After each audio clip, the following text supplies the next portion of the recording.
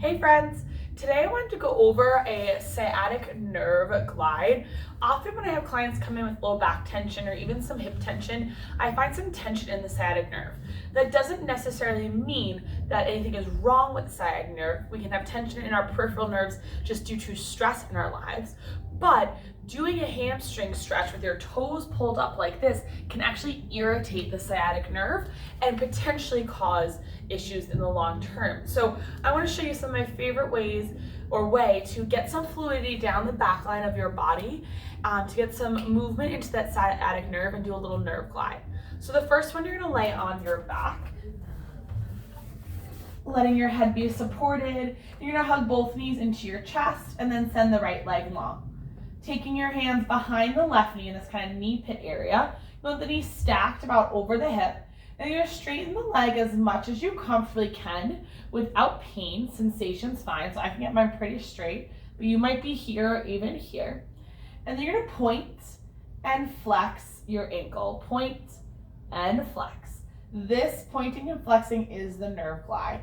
If you're feeling more tension when you pull your toes up towards your nose versus pointing the toes, then you might have a little tension in your sciatic nerve. That is not anything to be super worried about, just to add some of these things in. If you feel more tension when your toes pulled up, I would not recommend doing a hamstring stretch with you cranking on your toes like that. I honestly would not recommend doing a hamstring stretch like that at all. So couple here and then do the other side. I always like doing both sides. I think it brings a lot of good mobility into the back line of the body and brings some body awareness, so you can start to see some connections in through the low back, the hip, the foot. Alrighty, another way to do this, and I always teach this when I'm teaching yoga flows, is in a half split. So my right hip is over my right knee and my left leg's out. I love to use blocks, and you're hinging at the hips.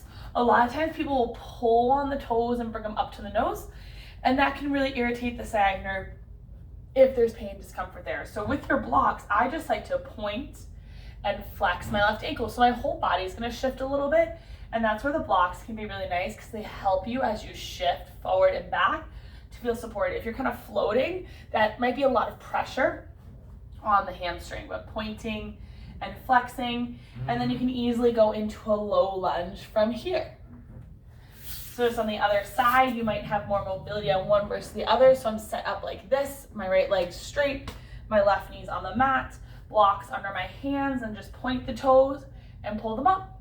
Point and pull. Beautiful. Those are some of my favorite ways to breathe just mobility into the back line of the body no matter what. They're really great if you have sciatic nerve tension or if you're dealing with sciatica, which is pain in the sciatic nerve and inflammation. But in general, I like to teach them in my yoga classes because they start to create this mind-body connection, and they bring awareness to different parts of our body and how everything is connected as one. Also, it just feels good. Alrighty, give that a try and let me know what you think. Bye everyone.